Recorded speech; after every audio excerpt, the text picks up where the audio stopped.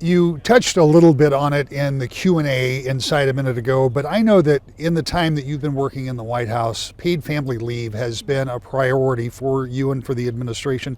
Talk to me about the importance of that and what more you would like to do with it. Well, I think paid family leave is another great example of where the president has really taken an issue that was not a traditionally Republican issue, that had really been an issue that had been owned but not advanced by the Democrats, and moved it so materially. So not since the passage of FMLA over 25 years ago has really anything been done on paid family leave outside of the private sector. And as a result of this president, 8 million more Americans pre-pandemic, a lot more now because of the policies put in place under the CARES Act, but 8 million more Americans had access to this really important benefit. And I think the president realizes, as an employer of a modern workforce in his previous life before becoming president, that you spend so much time recruiting the best talent, that you work so hard to ensure that there's workforce development and people are able to secure jobs, that you don't want to sever that connection when they have a life event that's so important, like the birth of a child, for example. So he took a very pragmatic approach, and he's the first president ever of either party to put paid family leave in all of his presidential budgets. He's the first president ever to pass a national plan in the form of a paid leave tax credit in 2017 in his first year in office. So he's done a lot to advance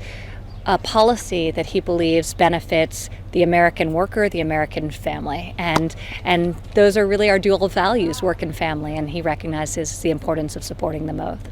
I was with the vice president last week, with the president over the weekend, and I know that you two have talked about this. They both mentioned the importance of school choice and Yes. making sure, I believe as the president said, that every child in every zip code has access to school choice. Why do they find that important?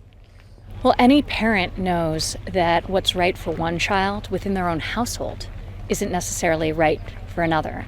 So giving parents the flexibility to determine what is best for them and what their child needs to thrive, and creating competition that pushes everyone to do better and deliver more for communities and for states and for the country is so obvious to this president that it always surprises him the level of backlash against a policy that's about making an investment in the most important resource of this country, our next generation and our children. So it's something he feels very, very strongly about.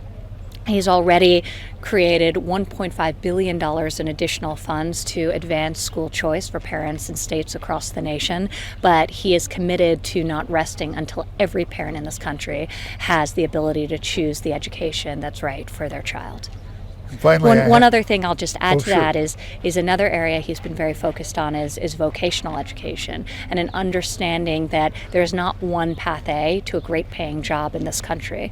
And for a long time, the establishment, policymakers have really stigmatized and denigrated the role of vocational education in our nation. So this president has really been fueling up funding to expand Pell Grants to high quality shorter term programming, to make vocational education available to every high school student in America. So again, recognizing that what is the right choice for one person, which may be four-year college, is not necessarily the right choice for another. I want to finish up with a question about the campaign, because 5 years ago you were involved in your first ever campaign like this, to be sure. Yeah. Obviously the pandemic and so many things have changed, but what is different about this year, 4 years later, than 2016 for you and your family? Because this is a family affair. Your brothers are both going to be in the state this week as well. And so, I mean, this is a big family undertaking. Well, I think the amazing thing about this election is that there's so much that's been accomplished in 3.5 years that it's really exciting to celebrate what's been done, the foundation that's been laid, and then how this president is going to build upon that for the future. Obviously, we've got this backdrop of a pandemic that we're battling back and working through, and the great American comeback that's underway. The president is committed to delivering 10 million new jobs over the next 10 months. So his eye is very focused on that as he finalizes the work on delivering a vaccine and ultimately a cure. But there's so much that's been done to further the interest of American workers, from renegotiating bad trade deals to energy independence to cutting taxes to deregulation, that it's not conceptually we're talking about what we do. That's what happened in 2016. The president had a very strong viewpoint of the changes that needed to be made to bring the country forward.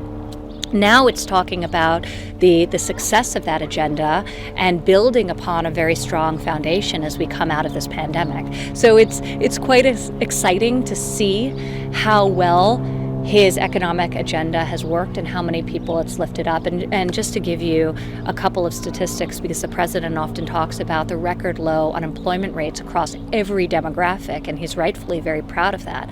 Lowest unemployment for African Americans, lowest unemployment for Hispanic Americans, for Asian Americans, almost the lowest unemployment for women, the lowest unemployment in close to 75 years this past January, prior to the plague descending on this country.